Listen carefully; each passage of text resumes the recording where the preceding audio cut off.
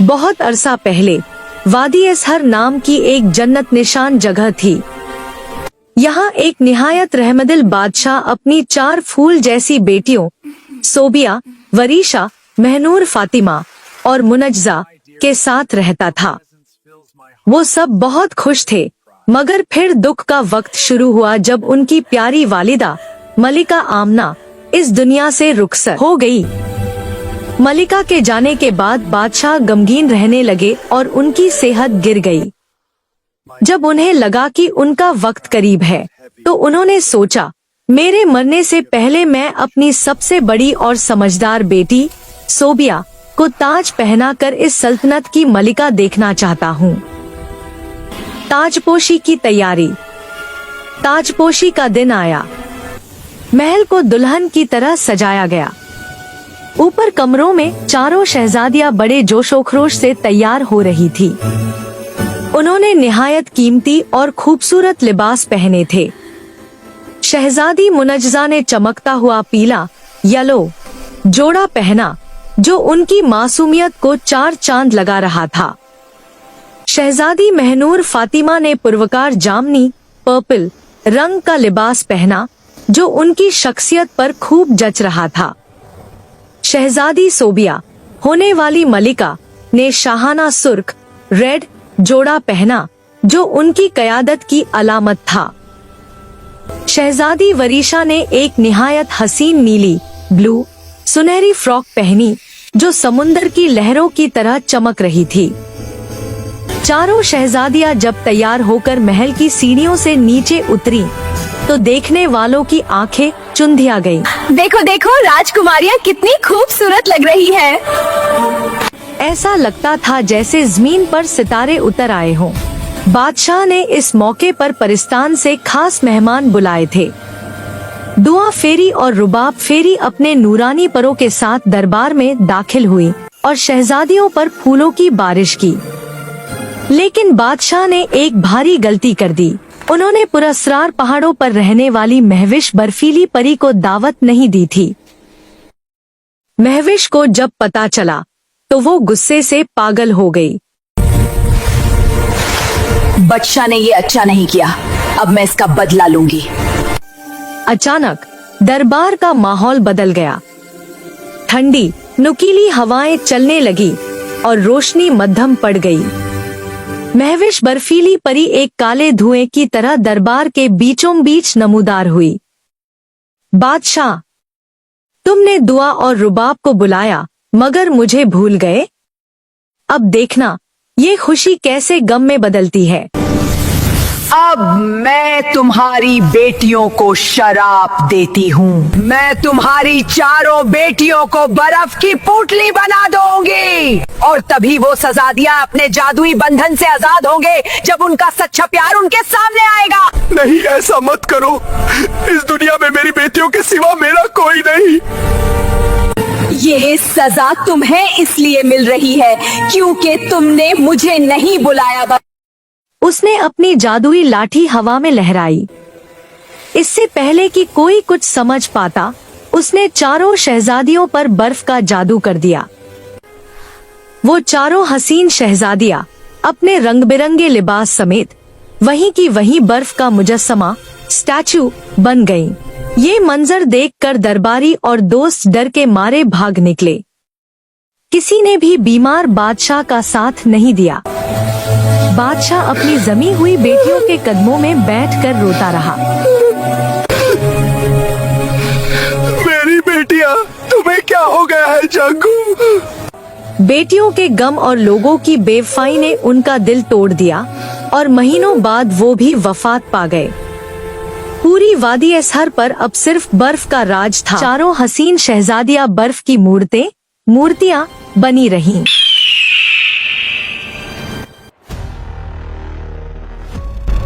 बहुत अरसा पहले सल्तनत गुलिस्तां में 4 बहादुर भाई और शहजादे अदन, साइम, वकार और जैन रहते थे। वे अपनी बहादुरी और दोस्ती के लिए मशहूर थे।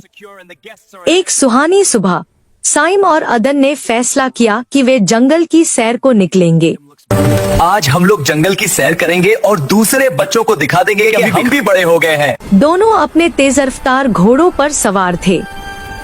जोश और खरोश में दोनों ने एक दूसरे को रेस का चैलेंज दे दिया। देखते हैं कौन पहले उस पहाड़ी को पार करता है, अदन ने ललकारा। दोनों अपने घोड़े दौड़ाते हुए जंगल के इतने अंदर निकल गए जहां पहले कोई नहीं गया था। अचानक मौसम बदल गया और ठंडी हवाएं चलने लगी। वे एक ऐसी जगह पहुंच गए जो पूरी तरह सफेद बर्फ से ढकी हुई थी। इस पुरस्कार, रहस्यमयी और खूबसूरत जगह का नाम था वादी एसहर। ये कैसी जगह है? मुझे लगता है यहीं कोई चुड़ैल रहती है। ओह, कैसे बातें कर रहे हो? बच्चों जैसी कोई चुड़ैल नहीं होती। तुम्हारी वजह से मैं यहीं आया हूँ। अब मेरे नाम का जिक्र मत करो वरना छोड़ मुझे। चलो यूं करते हैं, तुम इस रास्ते से जाओ और मैं उस रास्ते से। रेस लगाते हुए साइम एक बर्फीली चोटी पर पहुंचा जहां उसने शहजादी वरीशा को देखा। वह एक हाथ में तलवार लिए निडर अंदाज में बर्फ का मुजस्समा मूर्ति बनी खड़ी थी। साइम ने हैरत से उसका हाथ थामा और उसकी मोहब्बत की गर्मी से श्राप टूट गया। वहीं दूसरी तरफ अदन एक पुरानी और खस्ताहाल इमारत में दाखिल हुआ। अब यहाँ मुझे कौन मिलेगा? जहाँ शहजादी मुनज्जा बर्फ में जमी हुई थी। जैसे ही अदन ने उसका हाथ पकड़ा, मुनज्जा की आंखें खुल गईं। दोनों शहजादियां आजाद तो हो गईं, लेकिन वे अपने बाकी साथियों के लिए परेशान थी। जब कई दिन तक साइम और अदन वापस नहीं लौटे, तो सल्तनते गुलिस्ता के बादशाह फिक्रमंद हो गए। उन्होंने बाकी दो शहजादों वकार और जैन को दरबार में तलब किया। मेरे बेटों, तुम्हारे भाई किसी मुसीबत में हैं। जाओ और उन्हें ढूंढ निकालो। हमें डर है कि वे उस वादी एसहर की तरफ निकल गए हैं जहां से कोई वापस नहीं आता। बादशाह का हुक्म मानते हुए वकार और जैन निकल पड़े। अब ये दोनों शैतानी पागलों को कहाँ ढूंढे हम? ये देखो, पाँव के निशान। वे भी निशानों का पीछा करते हुए उसी बर्फीली वादी में पहुंच गए। वकार ढूंढते ढूंढते एक खामोश झील के किनारे पहुंचा। वहां चांद की रोशनी में शहजादी महनूर फातिमा बर्फ बनी खड़ी थी, जो बिल्कुल किसी नूर की परी लग रही थी। वकार ने जैसे ही उनका चेहरा छुआ, बर्फ धुआं बनकर उड़ गई। जैन एक सुनहरे बर्फीले महल के करीब पहुंचा। वहां रानी सोबिया अपने तख्त पर जमी हुई थी। जैन ने हिम्मत दिखाई और उनके हाथों को पकड़कर अपनी गर्मी दी, जिससे पूरा महल रोशन हो उठा। चारों भाइयों ने अपनी अपनी शहजादियों को तलाश कर लिया और वादी एसहर, सदियों पुराना श्राप हमेशा के लिए खत्म हो गया। जब चारों शहजादों ने अपनी अपनी शहजादियों को वादी एसहर के पुरस्कार रहस्यमयी जादू से आजाद करवा लिया, तो पूरी वादी की बर्फ पिघलने लगी और वहां बहार के फूल खिल उठे। सबने मिलकर फैसला किया कि अब वक्त है कि अपने घर सल्तनते गुलिस्तान वापस लौटा जाए। चारों शहजादे अदन, सायम, वकार और जैन अपनी शहजादियों के साथ शान शौकत से सल्तनत की सरहद में दाखिल हुए।